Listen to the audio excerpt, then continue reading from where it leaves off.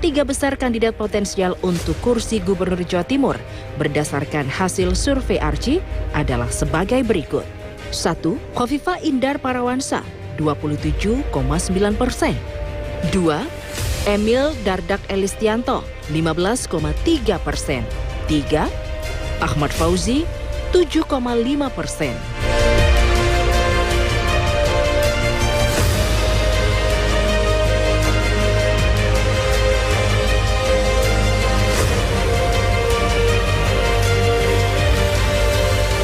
Nama Ahmad Fauzi belakangan memang kerap diperbincangkan sebagai kuda hitam Pilkada Jawa Timur karena ide dan gagasan politiknya. Salah satunya yang menjadi perbincangan publik adalah upaya melakukan reaktivasi kereta api di Madura yang biayanya total mencapai 8 triliun rupiah. Selain itu, adanya data dari BPS Jawa Timur yang menyatakan kemiskinan di Sumeneb menurun menyisakan 18,76%.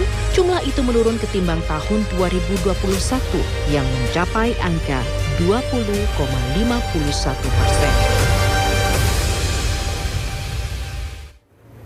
Selamat malam pemirsa, Jatim Gaspol malam hari ini menyapa Anda dan kita akan membahas secara khusus seperti tema yang tadi baru saja kita saksikan bersama dalam video yang tayang, kuda hitam di Pilkada Jawa Timur nanti di tahun 2024.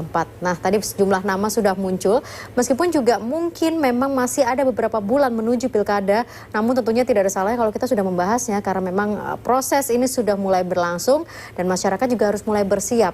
Siapa nanti pemimpin yang akan dipilih ketika 2024. Nah, malam hari ini kita akan membahasnya selama 1 jam ke depan pemirsa bersama dengan para narasumber yang sudah hadir di studio JTV. Saya menyapa terlebih dahulu dari sisi sebelah kanan saya ada Pak Baihaqi Siraj, SHMSI. Beliau ini adalah Direktur Eksekutif ARCI, Accurate Research and Consulting Indonesia. Pak Baihaqi, selamat malam. Selamat malam. Ini nanti akan menjelaskan hasil dari survei yang tadi sudah memunculkan, bahkan dari survei tersebut muncul kuda hitam yang nanti akan bisa menggoncang Pilkada Jawa Timur. Kemudian ada Mas Bayi Juri selaku Ketua Pengurus Koordinator Cabang Pergerakan Mahasiswa Islam Indonesia, PKC PMII Jawa Timur. Mas Bayi, selamat malam. Selamat malam, Mbak Agnes. Terima kasih sudah hadir dan yang pasti sudah tidak asing lagi nanti yang akan melihat seperti apa Pilkada Jawa Timur nanti. Pengamat politik Universitas Trunojoyo Madura, Pak Surokim Abdussalam. Pak Rokim, selamat malam. Malam, Mbak Agnes. Terima kasih, sudah lama tidak berjumpa. Kita langsung berbicara tentang Jawa Timur kali ini. Saya mulai dari Pak Baihaqi ini yang memulai surveinya dan ternyata hasilnya cukup mengejutkan. Ada kuda hitam yang nantinya akan muncul. Seperti apa Pak Baihaqi? Ya, memang pada waktu kami melakukan survei di akhir bulan April, awal bulan Mei, maka ada beberapa tokoh ya, terutama yang sangat mengejutkan itu adalah munculnya munculnya sangat tinggi sekali. Prosentasenya itu adalah Bupati Sumeneb. 7% tadi kalau tidak salah ya. Itu top of man-nya. Nah, dalam top of man itu 7,2 ya. Lah, oleh karena itu kalau ya munculnya Bu Khofifah itu tidak mengkagetkan karena beliaunya adalah menjabat saat ini sebagai gubernur. Kemudian munculnya Pak Emil juga tidak mengkagetkan, di samping karena beliau sebagai wakil gubernur, beliau juga sebagai ketua Partai Demokrat Jawa Timur. Tetapi yang sangat aneh ya, yang sangat mengkagetkan kita itu adalah munculnya Bapak Ahmad Fauzi yang saat ini menjabat sebagai Bupati Sumeneb ya. Ini sekelas Pak Azwar Anas saja yang waktu itu dicalonkan oleh PDIP juga tidak mampu menembus posisi Gubernur Jawa Timur. Dari calon wakil gubernur. Ambil contoh mungkin ketika itu dari Pak Emil Dardak berarti ya? Iya. Yang ketika Pak Emil itu dari juga sama. Ya. Berangkat dari Trenggalek kan. Makanya memang ini bukan sesuatu yang permanen gitu ya. Tapi kan melihat pola seperti itu, memang peluang kepala-kepala daerah yang sukses dan kemudian menjadi fenomenal Jawa Timur dalam pandangan saya, maka akan kompetitifnya ada di posisi wakil gubernur. Di posisi gubernurnya, karena masih ada incumbent ya, maka orang akan selalu melihat siapa yang kemudian akan kuat bersaing dengan incumbent, sehingga kemudian tokoh-tokoh Jakarta yang mungkin hari ini belum muncul dan belum dimunculkan oleh lembaga survei bisa jadi nanti akan datang seperti Mbak Putih waktu itu kan ya. Jadi karena tidak mungkin kalau Jawa Timur ini dilepaskan oleh partai-partai politik besar, karena ini barometer. Karena Jawa sehingga Timur, peluang Jawa seperti kepala-kepala daerah tadi itu, misal Mas Fauzi, saya kira bisa menerobos ke level calon wakil gubernur, itu sudah luar biasa menurut saya. Dan ya harus kita akui bahwa dia memang termasuk salah satu tokoh muda yang hari-hari ini punya momentum untuk itu. Sama seperti kemunculan Mas Azwar Anas pada saat itu, Mas Emil pada saat itu. Jika kemudian Mas Fauzi ini bisa memaintenance, bisa menjaga posisi ide-ide progresif itu, saya kira akan tetap beredar ya nama ini di Jawa Timur. Tapi ya itu dalam catatan saya mungkin kompetitifnya ada di posisi wakil gubernur. Oke, kita akan rehat dulu sebentar pemirsa. Jatim Gaspol kembali saat lagi.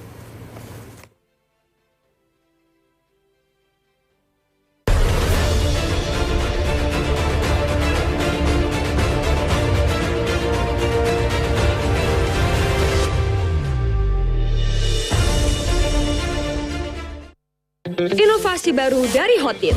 Hotin Go. Oles, go. Roll on, go. Pijat, go. Nggak sentuh langsung, nggak bikin tangan panas. Hotin Go. Hotnya in, langsung go. Fresh Care kini hadir dengan Fresh Care Press and Relax. Nyaman dipegang, ada kerokannya.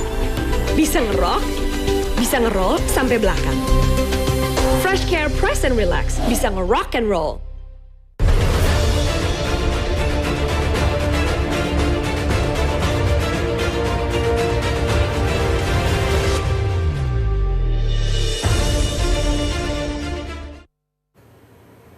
Jatim Gaspol kembali lagi bersama dengan Anda pemirsa. Nah, tadi sudah dapat catatan juga dari Pak Surokim bahwa meskipun kuda hitam, tapi catatannya memang kalau untuk kepala-kepala daerah, karena memang ada incumbent begitu ya Pak Surokim ya. Jadi kompetitifnya kemungkinan besar mentoknya di wakil gubernur seperti yang ada sebelumnya. Sebelum saya ke Mas Pak Bayhaki, untuk yang paling banyak tadi di tapal kuda, itu rata-rata pemilihnya apa? Milenial kah yang memunculkan nama Pak Fauzi? Rata-rata pemilih Pak Fauzi ini adalah milenial. Milenial, ya. Oke. Artinya kalau melihat dari pemilih milenial, maka medsosnya juga, media-media istrinya juga jalan kan begitu. Oke, baik. Nah, karena milenial makanya saya coba ingin mengkonfirm juga ke Mas Bay sebagai Ketua PKC PMII Jawa Timur. Gimana Mas Bay melihat fenomena ini? Pertama, ketika kami membaca dan sekaligus mengamati dari beberapa survei yang ada, baik itu dari RC, Poltreking, dan juga Indopol, masih Bunda Hovifah menjadi nomor 1 di Jawa Timur. Bahwa dalam proses di masa pengabdian dan di masa jabatannya, Bunda Hovifah selalu diganjar dengan prestasi-prestasi yang cukup lihai dalam bagaimana kemudian mengentaskan isu-isu kemiskinan, terus kemudian pelayanan pendidikan sekaligus pada wilayah ruang-ruang peluncuran dan penilaian nilai-nilai budaya lokal di Jawa Timur. Nah, bagaimana dengan sosok Ahmad Fauzi yang hari ini muncul dalam survei RC, yaitu di nomor ketiga dengan menempatkan posisi di 7,5%. Saya mengamati bahwa Ahmad Fauzi dalam ruang media sosial, dalam dunia TikTok, terus kemudian Facebooknya, Instagramnya juga mulai menyasar. Artian bahwa mesin politiknya sudah mulai dihidupkan oleh Ahmad Fauzi begitu. Tapi saya rasa juga banyak tokoh-tokoh di Jawa Timur, Mbak Agnes, yang kemudian saya melihat dari RC itu juga. Contoh tadi juga ada Cak Anwar Sadat sebagai bagian dari ketua partai di DPW Jawa Timur, ya kan. Terus juga beliau adalah salah satu keluarga Pondok Pesantren Sidogiri, dan juga ada Kalau kancah ini adalah kancah bupati, juga ada Cak Torik ya kan, yang seringkali juga familiar di kalangan masyarakat dan beberapa kali juga muncul di beberapa televisi nasional. Ada Cak Badrut Tamam juga ya kan, yang hari ini juga sangat bagus dan apik sekali ketika memunculkan tren bagaimana pemilu ke depan di Jawa Timur, terutama khususnya milenial ini bisa kemudian masuk dalam bagaimana strategi partai politik ataupun figur yang akan ditokohkan dalam prosesi Pilkada 2024 di Jawa Timur. Gitu. Oke, artinya berarti kalau seperti itu, apakah kemungkinan ini hanyalah ombak pertama yang muncul, sementara nanti ketika survei-survei berikutnya, ada kemungkinan menurut Mas Bay, nama-nama yang tadi disebut itu juga akan muncul dan menjadi kuda hitam berikutnya. Seperti yang di awal saya sampaikan. Karena ini kan masih awal begitu ya. Seperti yang saya awal sampaikan, kecenderungan kuda hitam, lalu kuda putihnya siapa? Gitu kira-kira. Setelah itu nanti pertanyaannya siapa yang bermain begitu. Siapa yang bermain, siapa kingmakernya, siapa yang mengeksekusi dalam proses bagaimana pertarungan Pilkada Jawa Timur, Mbak Agnes. Bahwa saya sekali menegaskan bahwa Bunda Hovifah masih menjadi nomor 1 di Jawa Timur. Setelah itu disusul oleh Emil Dardak, habis itu Mas Fauzi dalam survei ARSI. Tapi bagi kami bahwa ini sebenarnya kan kuncinya tinggal menunggu arah gerakan politik ide dari Bunda Hovifah ke depan. Karena selama ini Bunda Hovifah masih masuk dalam bursa percaturan Pilpres. Mau bergerak ke sana atau tidak, ini saya masih belum bisa mengamati sampai hari ini. Tapi yang jelas Bunda Hovifah masuk bursa dalam bagaimana kemudian ikut juga mengikuti pertarungan dan dalam Pilpres tingkat nasional. Gitu. Kalau dari PMI sendiri melihat Pak Fauzi, bagaimana sosok seorang Bupati Sumeneb ketika masuk dalam bursa Pilkada Jatim? Saya satu kali agenda kaderisasi di cabang Sumeneb waktu itu. Saya sekaligus silaturahim ke beliau. Beliau adalah sosok yang humble, terus juga penuh humoris, dan ketika diajak komunikasi bagi saya juga salah satu bupati yang bagi kami tidak mengenal itu siapa. Artinya? Dekat dengan rakyat, terus kemudian juga dekat dengan pemuda, yang saya amati begitu. Dan beberapa kali betul apa yang disampaikan Mas Bayhaqi. Bapak Fauzi, Bupati Sumeneb, adalah salah satu inisiator reaktivasi kembali kereta api. Terus kemudian kemarin juga saya membaca di media sosial mendapatkan prestasi atau penghargaan atas capaian kinerjanya dalam memfasilitasi dalam pelayanan kesehatan. Artinya sejauh ini dianggap layak untuk disebut sebagai kuda hitam di Pilkada Jatim. Itu kita nunggu nanti lah. Saya rasa yang sampai hari ini memberanikan diri untuk running itu masih belum ada. Dalam proses bagaimana kemudian berbicara calon gubernur ataupun calon wakil gubernur di Jawa Timur. Masih terpatron pada bagaimana Bunda Hovifah sampai hari ini, Mbak Agnes. Kalau begitu untuk membangun Jawa Timur, Pak Surokim, apa sebenarnya yang dibutuhkan? Karena kan kalau dari sisi personality, apakah track record itu juga bisa? Karena kan tentunya dari daerah menuju ke yang lebih luas lagi provinsi, itu juga butuh ilmu atau kemampuan yang lebih lagi. Ya, kalau kita mau mengklaster dari kepala daerah yang muncul di 38 kabupaten kota yang ada saat ini, ya harus diakui. Ide-ide Mas Fauzi termasuk dalam kategori kepala daerah yang progresif. Karena istilahnya out of box gitu ya. Dasar-dasar pikirannya ya, out of the box. Dan itu yang kemudian cukup mendorong ya nama ini kemudian muncul dan beredar di Jawa Timur. Sehingga di klaster kepala daerah menurut saya ya selain kepala wali kota Surabaya, saya kira Mas Fauzi juga akan bisa kompetitif jikalau dia bisa memaintain situasi ini. Kalau klaster ketua partai politik ya selama ini sudah sering kita sampaikan, semuanya punya kans yang sama. Ketua DPD itu ya selalu masuk di jajaran calon-calon wakil gubernur, dan memang ya selama ini kepala-kepala ketua-ketua partai Jawa Timur itu ya memang punya kans dan juga peluang untuk masuk ke sana. Apalagi yang partai-partainya besar ya, Dimas Sadat, Pak Sarmuji, PDI Perjuangan, dan partai-partai yang selama ini PKB ya cukup dominan di Jawa Timur. Nah nanti kita juga akan melihat yang susah ditebak itu adalah klaster Jakarta. Karena klaster Jakarta itu last minute sesuai dengan proses kandidasi partai politik. Nah ini ya nanti kemudian karena yang saya suka ketika kita berbicara dengan pengamat, biasanya pengamat sudah punya hitung-hitungannya klaster Jakarta seperti apa, tapi nanti setelah rehat kita akan bahas dulu.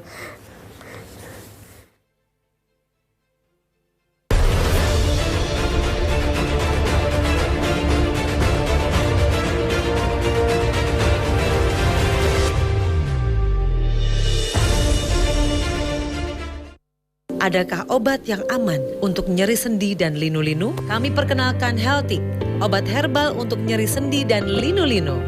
Kandungan bahan alami dalam Healthic dipercaya mempunyai khasiat membantu menormalkan kadar asam urat dalam tubuh serta membantu mengatasi nyeri sendi dan radang pada leher, punggung, tangan, jari-jari, lutut, serta kaki yang sulit berjalan dan berdiri karena nyeri ataupun linu-linu. Nyeri sendi dan linu-linu, Healthic solusinya.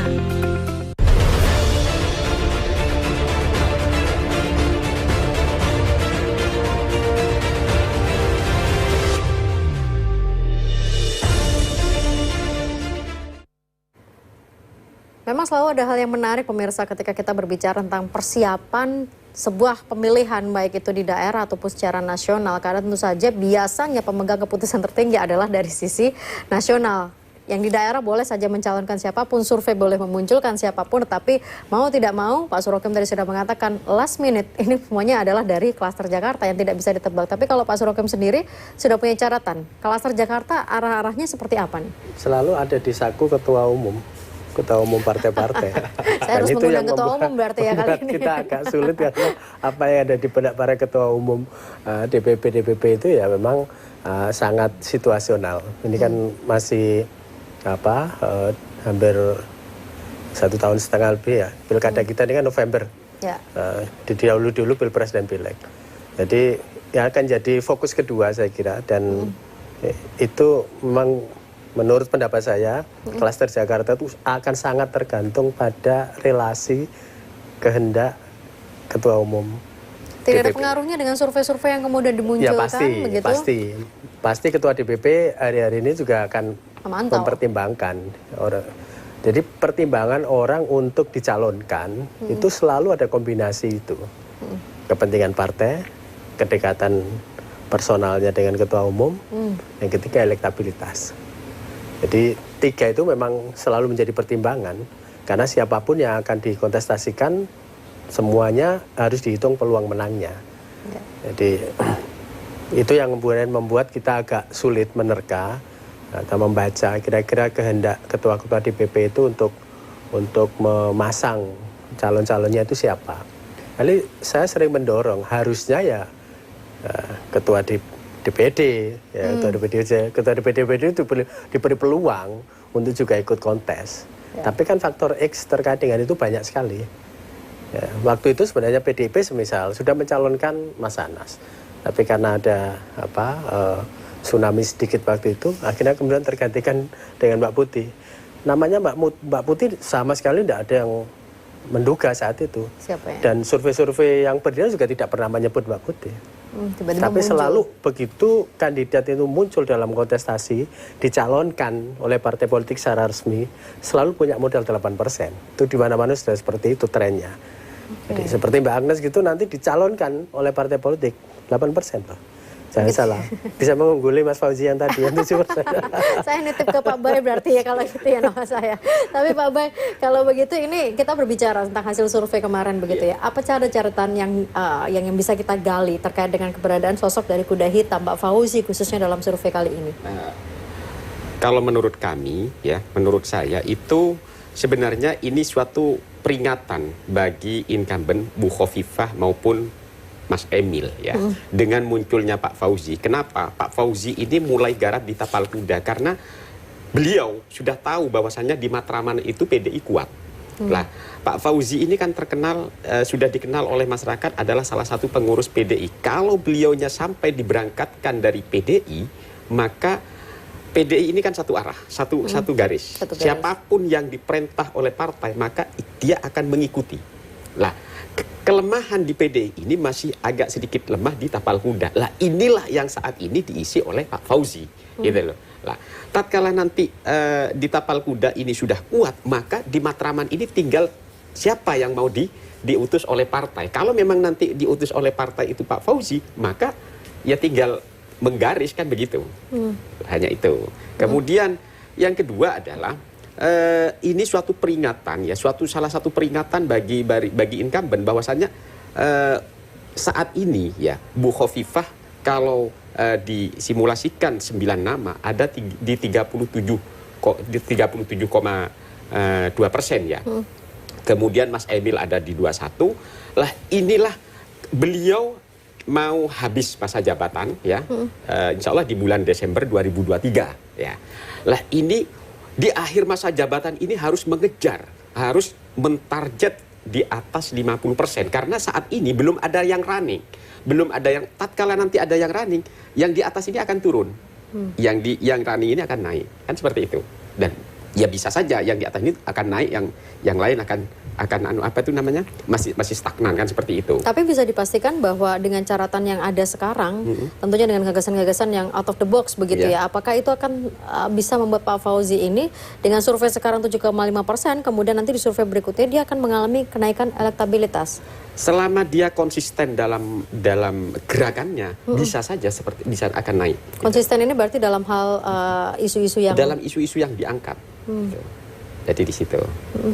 Termasuk juga untuk mengurus yang di wilayah yang tapal kuda tadi itu. Yang tapal kuda. Karena ya itu yang di Matraman ini kan sudah mayoritas PDI ini unggul di Matraman dan PDI ini satu garis. Siapapun yang diperintah oleh partai. Artinya itu dilepas begitu ya? Dilepas. Nanti kalau tunggu perintah, sementara yang di tapal kuda ini dipastikan harus dipegang dulu. Ya.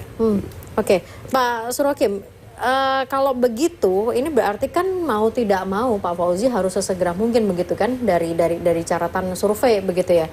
Apa yang harus dilakukan oleh Pak Fauzi untuk benar-benar mengkip? Apakah memang sekedar kemudian merawat isu-isu yang ada, benar-benar mengkuatkan di wilayah tapal kudanya atau seperti apa? Atau hanya cukup karena memang dia representasi dari wilayah Madura begitu?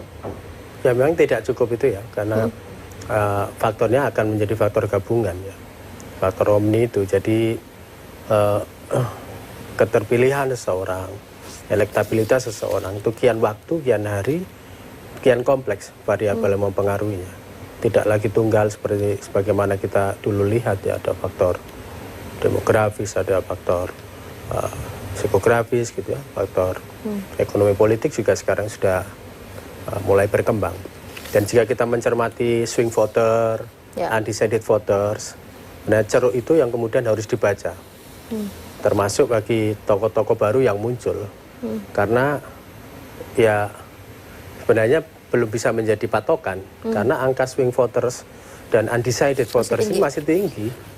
Jadi dan biasanya kalau kita bisa fix tadi, betul yang dikatakan Mas Bray tadi, jika seseorang itu sudah bisa di atas 45%. Itu udah aman ya? Tren ke 53%. Dengan jumlah orang yang belum menjawab, tidak menjawab itu sudah di bawah 7%. Saya kira itu akan bisa memberi gambaran yang lebih konkret ya, real gitu. Tapi ketika angka swing itu masih tinggi, waktunya masih setahun setengah lebih, saya kira ini bagian dari apa yang disebut Mbak Agnes tadi, tes ombak gitu. Dan saya setuju banyak dimunculkan ke ruang publik tokoh-tokoh muda yang progresif itu menurut saya positif. Supaya kemudian orang melihat bahwa Jawa Timur tidak akan pernah kekurangan stok kepemimpinan.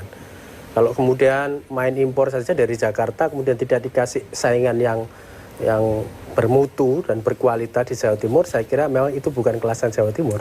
Dan kepala-kepala daerah yang bisa muncul itu seyogyanya ya harus dimunculkan.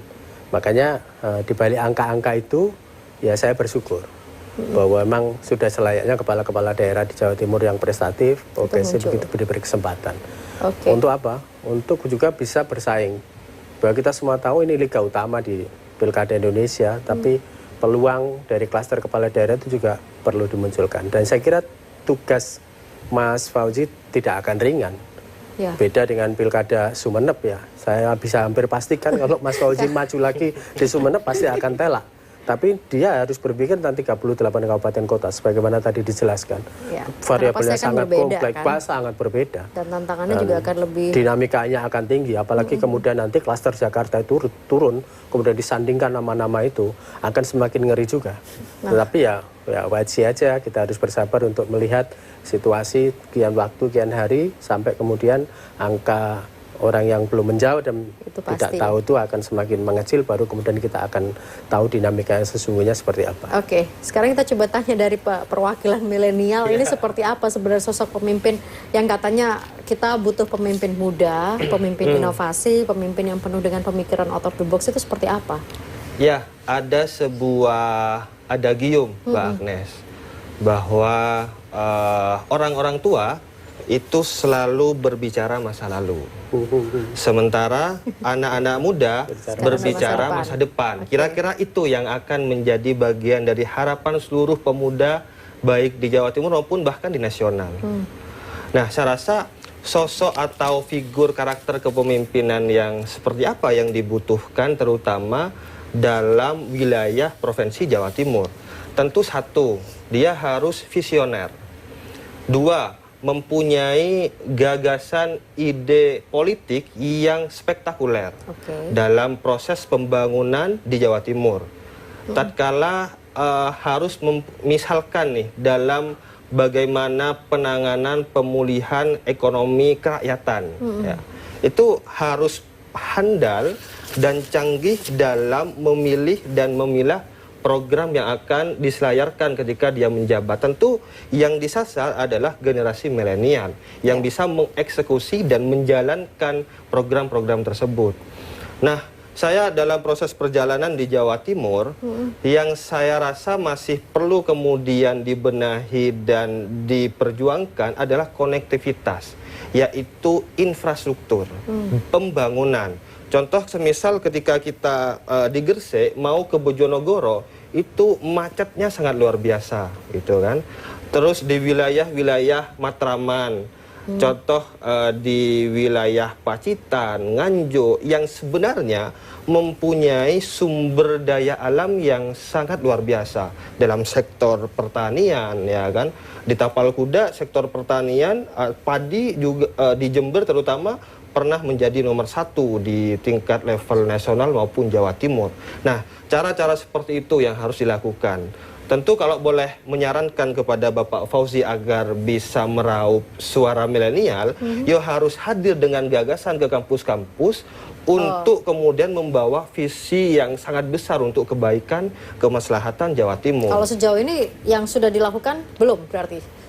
Saya rasa masih yang saya tahu masih di lingkup Madura mungkin ya, atau di karena wilayah masih Sumeneb. memimpin Madura begitu kan. Kalau lebih begitu, Mbak. Kalau sudah keluar nanti ini overlapping katanya. Tapi kalau dengan melihat seandainya pemilihan sekarang begitu ya, dengan apa yang dimiliki oleh Pak Fauzi, apakah itu menjawab harapan dan keinginan dari teman-teman mahasiswa? Saya rasa masih perlu kerja ekstra keras Bapak Fauzi dalam kemudian memang ketika berikhtiar untuk bagaimana melanggengkan ide politiknya di tingkat level Jawa Timur. Saya rasa perlu banyak pekerjaan rumah yang harus dilakukan, mulai dari bagaimana strategi politiknya, terus kemudian strategi bagaimana meraup suara milenial. Tentu pemuda ini kan sebenarnya kalau kami mengibaratkan seperti memegang pasir, Mbak. Ya. Nah, bagaimana pasir ketika hanya ditaruh telapak telapak tangan kita itu kita hanya mendapatkan sedikit, tapi ketika digenggam kita juga hanya mendapatkan sedikit. Artian bahwa untuk meraup suara milenial ini gampang, susah, sulit, kira-kira begitu. Oke, baik kalau begitu. Ini saya ada beberapa yang sudah masuk juga di line WhatsApp dari teman-teman redaksi. Saya coba baca sebelum nanti kita akan rehat. Selamat malam narasumber, saya dari Pasuruan. Kalau Bu Khofifah masih nyalon gubernur lagi, saya tetap pilih Bu Khofifah dengan siapapun wakilnya. Karena sudah dirasakan kepemimpinannya oleh masyarakat Jatim, pemimpin yang aspiratif, mendengar keluhan masyarakat, semoga terpilih kembali, amin. Assalamualaikum, apa sih yang menjadi tolok ukur seseorang layak menjadi calon gubernur? Jangan ambil Jakarta dong, wakilnya dari putra daerah SIP, contoh Bupati Sumeneb ini Mas Fauzi dari Riris di Surabaya. Punya usulan reaktivasi kereta api itu visioner, setuju kalau nyalon gubernur atau Wagub Jatim, Wiwit Bangkalan. Bisa atasi pengangguran dan kemiskinan, itu Wagub Jatim yang pasti pilih Rofik Sumeneb. Nah, kuda hitam Pak Fauzi keren waktunya maju Pilgub Jatim, Ati di Surabaya. Dan juga sejumlah catatan dari teman-teman yang melihat di live chat di YouTube. Ini nanti akan kita bacakan satu persatu. Kita rehat dulu sebentar pemirsa.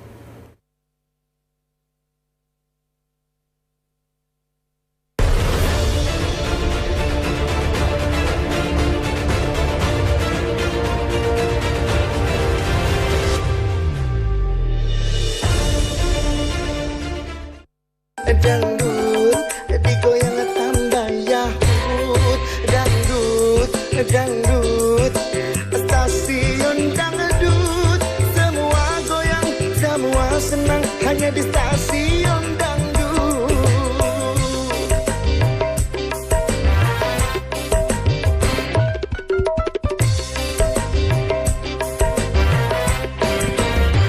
Stasiun dangdut digoyang tambah yahut.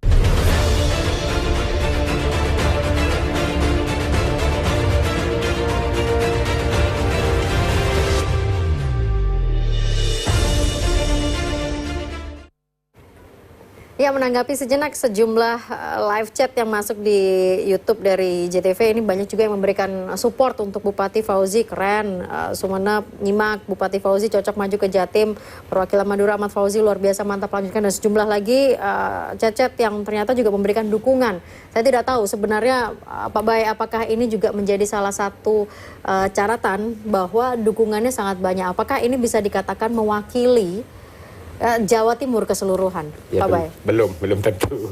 Masih belum. Oh, belum, oke. Masih belum. Karena kan kita juga melihat survei itu pun juga dilakukan oleh 1.000, kurang lebih sekitar 1.000 lebih responden begitu ya. Itu margin errornya seperti apa? 2,8. Artinya ya kan masih di dalam margin error masih ada di angka 2,8%. Sedangkan Pak Fauzi sendiri masih ada di angka tatkala ada 9 pasangan ada di angka 11%. Artinya ini masih jauh, masih perlu kerja keras bagi Pak Fauzi kalau ingin running ke Jawa Timur. Artinya yang sinyal seperti ini sudah ada tanggapan dari masyarakat luas yang sudah mengirim banyak SMS, ini harus ditangkap oleh Pak Fauzi supaya lebih giat lagi untuk memberikan suatu program kepada masyarakat di Jawa Timur, bukan hanya nanti lebih dikembangkan lagi, bukan hanya di Tapal Kuda, bukan hanya di Madura, bahkan nanti di daerah-daerah di daerah-daerah apa itu namanya kayak Malang, termasuk di Matraman. Ini yang harus digiatkan lagi supaya lebih pasti begitu ya. Supaya lebih meningkat lagi gitu. Sorry, 9 pasangan itu siapa saja yang dimunculkan sehingga Pak Fauzi masuk di 3 besar kemarin ketika survei? Ada Pak Eri, ada Pak Eri Cahyadi, ya. Kemudian hampir semua bupati-bupati itu kita masukkan. Yang berpotensi, yang mempunyai tingkat kepuasan di kabupatennya tinggi. Tuh. Jadi ada Pak Eri, ada Bupati Lumajang. Bupati Lumajang, oke. Mas Torik, ada Bupati Sumeneb, itu, ada para politisi, ada Pak Anwar Sadat, ada Pak Sarmuji, itu, yang semuanya ini masih belum running, gitu. Yang saat ini yang kelihatan running itu adalah Pak Fauzi, sehingga ditangkap oleh masyarakat, sehingga ide-ide cemerlang Pak Fauzi ini dianggap oleh masyarakat, oh kok ada tokoh muda yang sangat cemerlang kemudian memberikan ide yang sangat bagus. Nah, inilah yang ditangkap oleh masyarakat sehingga dia bisa naik di elektabilitasnya. Kalau boleh tahu Pak Bayem, mohon maaf, ini menentukan nama-nama yang muncul di survei, artinya yang akan dilempar kepada responden ini seperti apa? Memang kita inventarisir dulu, terkecuali di top of mind ya. Kalau di top of mind kan pertanyaan terbuka, tetapi kalau di pertanyaan yang di 9 ini kita inventarisir terutama yang nama-nama yang termasuk tokoh-tokoh partai, ketua partai, kemudian bupati yang mempunyai apa itu namanya tingkat kepuasan tinggi di masyarakatnya itu, sehingga layakkah disetujuikah atau ditanggapikah tatkala dilemparkan ke tingkat gubernur itu. Oke, baik. Catatannya adalah kalau mau harus kerja keras lagi. Nah, pengamat Pak Surokim, kerja keras itu seperti apa sih Pak Surokim? Saya tidak tahu definisi dalam dunia politik, kerja keras itu seperti apa? Politik kita ini kan udaranya harus kuat, daratnya harus kuat, faktor gabungan. Udara, darat, harus sama-sama yang dipegang kuat. juga harus kuat. Iya. Nah, sementara akses politik ke atasnya harus kuat, ke bawahnya juga harus kuat. Jadi relasi ke DPP, karena semua proses pencalonan, kandidasi itu kan melalui partai politik. Ya, orang tidak akan main-main untuk menjadi calon independen lah. Faktanya kan sampai hari ini tidak ada kan. Jadi cara satu-satunya kemudian lewat mana? Lewat partai politik. Nah, sudah dikunci di partai politik itu melalui rekom di PP. Nah, kalau kita melihat Mas Fauzi, dia ini punya potensi untuk akses DPP bagus, tinggal kemudian menggarap bawahnya ini. Dan tidak semua orang punya potensi seperti itu. Kepala-kepala daerah itu bisa jadi elektabilitas bagus karena faktor kinerja. Mungkin di atas 75% itu sudah bagus. Tapi akses ke partai, ke DPP ini, itu tidak ada rumusnya.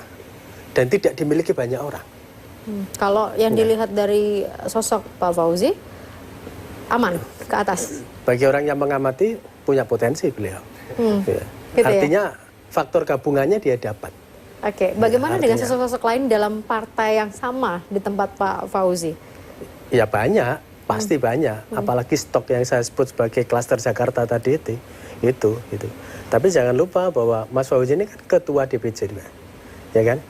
Oke. Lalu kemudian punya relasi yang relatif ini stok lebih khusus. Maksudnya ini yang tadi sempat disebut impor dari Jakarta, artinya Bu Risma kah akan kembali juga ke Jawa Timur untuk bersaing juga kah di sini atau seperti apa? Ya kita semua masih harus berhati-hati ya, karena itu kan semua ada di zona gelap di DPP Jakarta kan ya. Cuman kita hanya berhitung bahwa hanya mereka yang punya potensi kombinatif. Saya sebutkan tidak semua orang, semua orang punya kapasitas, semua orang punya kompetensi. Kepala-kepala daerah yang sekali Mas Fauzi juga banyak, bahkan yang melebihi itu juga banyak. Di satu sisi itu. Tapi di soal akses, di soal relasi ke DPP, tidak semuanya punya. Tidak semua. Ya. Dan itu adalah kuncinya. Saya termasuk orang yang menyebut Mas Fauzi punya potensi itu. Oke. Ya. Sehingga kemudian kalau kemudian dia bisa memaintenance khususnya elektabilitasnya tadi itu, sehingga bisa paling tidaklah tembus 18, karena angka 18% itu kan angka kandidasi yang selama ini cukup menjadi rumus ya, walaupun itu bukan rumus baku, tapi orang harus bisa menyentuh angka itu untuk angka psikologis gitu. Sehingga memang bahasanya Mas Bay tadi harus bekerja keras itu ya memang harusnya seperti itu. Ketika ini didapat, nah, giliran kamar satunya akses tadi juga punya potensi. Nah, orang-orang yang punya gabungan potensi seperti itulah yang akan punya peluang di Jawa Timur. Artinya memang mereka yang saat ini sudah menjabat sebenarnya itu diuntungkan dari sisi kinerja, elektabilitas dan popularitas ke masyarakat, tinggal menggarap yang sisi internalnya, begitukah? Ya, dan itu kan faktornya lebih kompleks ya sebenarnya. Kita bisa tahu kehendaknya ketua DPP itu seperti apa. Sementara di sekeliling-kelilingnya kader-kader juga banyak, orang-orang juga banyak. Nah, makanya bisa saja mungkin seperti PLT ketua DPP, DPD Jatim?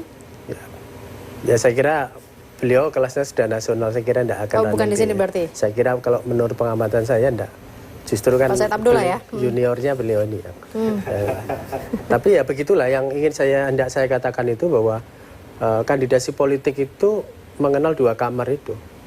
Dan dua-duanya harus punya akses yang kuat. Ke atasnya kuat, dalam hal ini ke partai melalui DPP, ke bawahnya juga kuat voters. Karena pada akhirnya orang akan menentukan ketika proses kandidasi di parpol ini selesai, akhirnya akan kemudian masyarakat dan voters yang akan menentukan. Makanya hanya orang-orang yang punya dua akses itu yang bisa. Jadi tidak hanya soal kapasitas, kompetensi, tapi juga akses itu juga punya.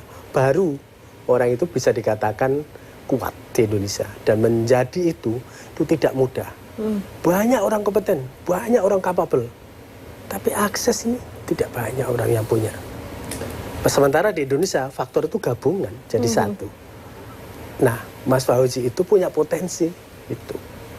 Tinggal bagaimana beliau mau bekerja keras supaya problem elektabilitas tadi itu paling tidak dia punya kans menuju 18%, karena dengan peluang untuk 18% itulah angka psikologis beliau bisa kompetitif. Tapi kalau masih di bawah 10% ya rasa-rasanya tetap berat, karena pasti akan disandingkan dengan nama-nama yang punya potensi untuk itu. Tapi yang saya maksud bahwa bekerja keraslah kalau memang mengarah ke sana. Dan waktu ini sudah cukup, masih cukup. Yang dilihat Pak Surokim sebenarnya orang yang sedang kita bicarakan itu memang sudah ada gelagat untuk maju ke Jatim kah?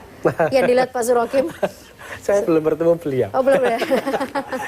Memang harus ditanya. Tapi menurut saya wajar saja. Saya kira kepala daerah itu harus diapresiasi kalau ada keberanian untuk itu. Ya, karena kan naik level kan ya. Kepala daerah yang berhasil mestinya dia harus diapresiasi untuk berani untuk ke tahap berikutnya ke provinsi. Dan saya kira itu sehat ya untuk transfer kepemimpinan itu sehat menurut saya, bahwa dia sudah berhasil memimpin skala kabupaten kota, lalu kemudian dia bisa naik ke ini, saya kira itu sehat untuk demokrasi kita. Oke, baik. Kalau dari Mas Bay sebagai perwakilan, lagi-lagi perwakilan dari pemilih milenial, gimana melihat nanti pilkada dengan sejumlah tokoh-tokoh muda di daerah yang mungkin nanti, kalau tadi versi Pak Surokim nanti ya mau nggak mau kompetitifnya adalah di wakil gubernur. Yang kita tahu wakil gubernur sebenarnya mungkin tugasnya pun tidak akan bisa sebesar ketika mendapatkan posisi gubernur. Ya, memang Jawa Timur ini sangat menarik, Mbak. Selain juga menarik, Jawa Timur mempunyai kekayaan sumber daya alam dan sumber daya manusia yang luar biasa, yang tentu dalam bagaimana Pilgub 2024 yang akan mendatang itu betul-betul melahirkan sebuah ide dan gagasan dalam meneropong masa depan Jawa Timur. Nah, lalu bagaimana dengan persoalan kandidat ke depan? Nah, saya rasa ini Mas Fauzi perlu kita apresiasi karena telah berani sebelum kemudian bupati-bupati yang lain memunculkan diri di atas gelanggang bagaimana pertarungan Pilgub 2024. Nah, tapi di sisi lain, betul dan saya sepakat dengan yang disampaikan oleh Mas Bayhaki dan juga Mas Rohim, bahwa kinerjanya harus kerja ekstra, harus bekerja lebih semangat lagi, membangun tim lagi, membangun cipta opini dan cipta kondisi. Itu yang harus kemudian dilakukan. Nah, kita sebagai pemuda tinggal menunggu siapa yang akan menjadi layak dalam memimpin sebagai wakil gubernur atau gubernur yang akan masa mendatang 2024 ini. Oke, baik. Ini juga masih ada sejumlah dukungan yang sudah masuk baik di live chat di ruang YouTube ataupun juga di line WhatsApp teman-teman redaksi di JTV. Dukung Pak Fauzi maju di Pilgub Jatim. Saya Ainur Rahman, domisili Jember, asal Sumeneb. Pak Fauzi akan buat Madura maju kalau jadi Wagub Jatim dampingi Bu Kofifa Latifah di Surabaya. Sementara di kolom live chat, gaspol kuda hitam segera diterbangkan. Bapak Fauzi bismillah melayani Jatim 100%, mantap. Ahmad Fauzi, bupati yang sangat memasyarakat di semua kalangan, dan masih banyak lagi. Salah satunya juga kami sebagai penyuluh anti korupsi mendukung calon yang siap komitmen untuk memberantas korupsi di Jawa Timur. Kami akan kembali saat lagi untuk Anda pemirsa.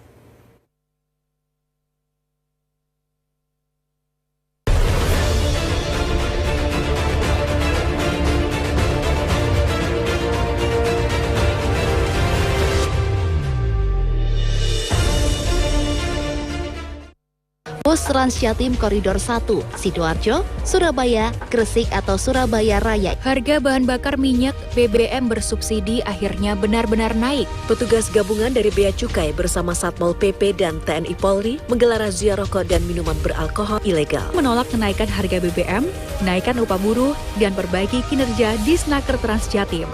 Sejak melambungnya harga telur, penjualan telur bentesan meningkat hingga 2 kali lipat.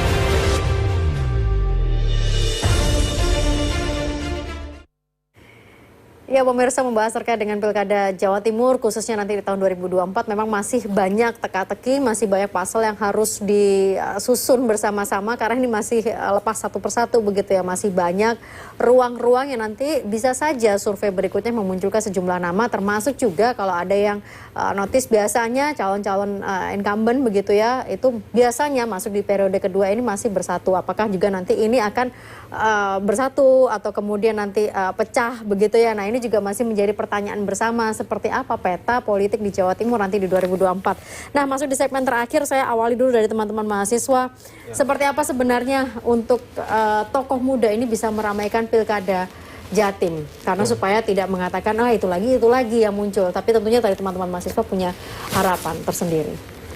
Saya optimis dan yakin, Mbak, bahwa pemuda hari ini semuanya cerdas. Pemuda hari ini bisa memilih dan memilah mana yang layak untuk menjadi pemimpin ataupun tidak. Karena realitasnya di bawah hari ini banyak janji-janji politik yang saya rasa tidak ditepati oleh banyak politisi. Sementara pada ruang itu banyak para milenial dan pemuda anti politik. Termasuk yang sudah menjabat saat ini juga janji politiknya belum ditepati begitu, masih banyak PR? Saya rasa Bunda Hovifa dalam proses memimpin sudah banyak diganjar prestasi yang baik. Terbukti dengan kepuasan publik kepada Bunda Hovifa dan Emil Dardak hari ini. Saya rasa sudah clear, banyak yang ditepati dalam prosesi bagaimana Bunda Hovifa dalam nawa setianya. Gitu. Kalau dari sisi kuda hitam yang muncul untuk Pilkada Jatim? Nah, saya rasa seperti yang saya di awal saya sampaikan, bahwa sebenarnya kuncinya ada di Bunda Hovifa. Ya. Ketika Bunda Hovifa ini kemudian ya barangkali berikhtiar menjadi wakil presiden ke nasional, maka peta Jawa Timur akan berubah sangat mencuat dan bahkan ada pengocokan ulang. Makanya yang seperti yang saya sampaikan di awal, ya ketua DPW yang hari ini misalkan di PKB ada Abdul Halim Iskandar, ada Cak Anwar Sadat dan juga beberapa bupati yang lain, Cak Torik, terus kemudian yang milenial juga ada Bupati Tuban atau Cak Badrut Tamam. Kita tunggu nanti berikutnya ya seperti apa. Pak Bay, sebelum nanti ditutup oleh Pak Zurokim, gimana Pak Bay untuk survei-survei berikutnya terkait dengan keberadaan kuda hitam? Bergantikah mungkin? Bisa saja atau bisa saja. Artinya apalagi saat ini ya di 2024 antara Pilpres dan Pilkada ini 1 tahun. Ya, betul. Artinya masih hangatnya politik koalisi di nasional akan berdampak di koalisi daerah nanti. Karena di koalisi nasional ini nanti siapa yang mengusung presiden kemudian tidak jadi atau yang jadi siapa. Ini akan berdampak terhadap koalisi yang ada di daerah. Gitu. Sehingga ini akan berdampak juga terhadap pasangan-pasangan calon yang ada di baik itu kabupaten, bupati maupun gubernur. Ini akan berdampak terhadap siapa nanti yang mengusung presiden ini, koalisi yang mana yang akan memenangkan. Itu nanti yang akan dilihat satu. Kemudian yang kedua, saya rasa kalau secara hubungan secara personal, saya lihat hubungan antara Bu Hovifah dengan Mas Emil ini masih sangat baik. Artinya untuk personal, tetapi sekali lagi penentu itu adalah partai politik, bukan masalah hubungan personal. Tetapi penentu adalah partai politik. Tatkala partai politik yang mengusung tidak sepakat terhadap paket ini, maka itu akan lepas juga kan begitu. Jadi penentu tetap ada di Jakarta. Gitu. Baik, kalau begitu Pak. Baik, kita tunggu nanti untuk survei berikutnya ya, karena pasti akan ada survei-survei berikutnya. Pak Surokim, meskipun penentu di Jakarta, saya yakin pengamat juga menjadi penentu atas penentu-penentu di sana. Karena punya gambaran sendiri, saya yakin, Pak Surokim. Memang kita harus sabar lagi ya. Kita akan simak hasil-hasil survei yang lainnya, karena nanti begitu banyak hasil survei yang bisa disandingkan, tentu kita akan punya intersubjectivity yang lebih komprehensif terkait dengan itu. Dan saya percaya bahwa Jawa Timur memang selalu dinamis. Jawa Timur selalu menjadi barometer politik nasional, dan yang bermain di Jawa Timur itu juga saya sebut sebagai Liga 1 tadi menjadi kombatan yang tidak main-main untuk Liga 1 ini. Kepentingan bermainnya ini kelasnya itu sudah Jakarta. Jadi pasti akan seru, pasti akan sengit. Dan itu yang membuat kemudian kenapa Jawa Timur harus terus diperbincangkan. Termasuk salah satunya mendorong tokoh-tokoh baru, tokoh-tokoh muda untuk memperlihatkan bahwa memang stok kepemimpinan di Jawa Timur selalu ada. Kita nggak perlu import begitu ya?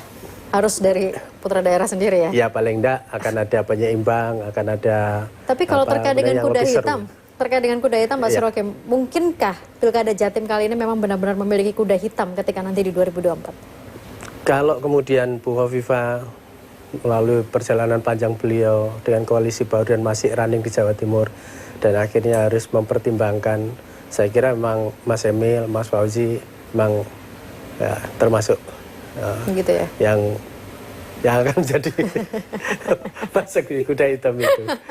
Ini berarti ada yang bisa tidur nyenyak, ada yang tidak tidur nyenyak, begitu ya? Tapi ini dinamis kan ya, kita masih panjang kan waktunya kan. Ya, artinya ya saya berharap tidak hanya Mas Emil, tidak hanya Mas Fauzi, tapi juga tokoh-tokoh lain silakan aja kemudian bisa direkam. Kita lihat di berbagai hasil survei bahwa yang penting bahwa Jawa Timur memang tidak akan selalu habis stok kepemimpinan. Akan selalu ada banyak yang nanti akan memberikan pelayanan-pelayanan terbaik kepada masyarakat.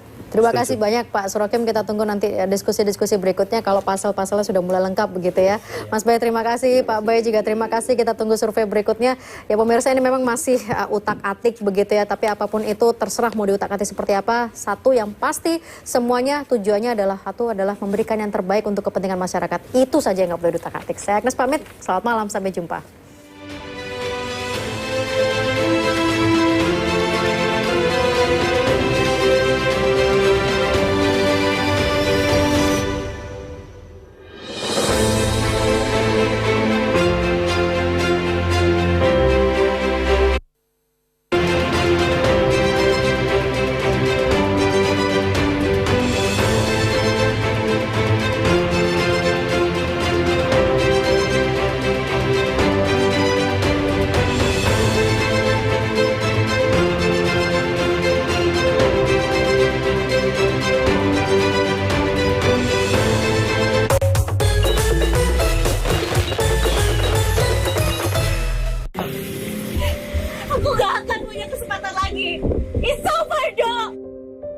Aku bisa jelasin.